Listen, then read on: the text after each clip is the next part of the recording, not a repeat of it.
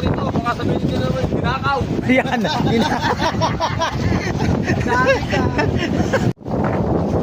Yan guys, bali sinapa na yung lubid.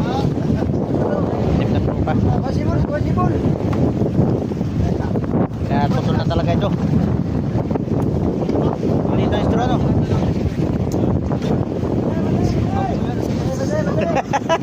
Ay, papangan daw niya, magbubudod siya ng puya.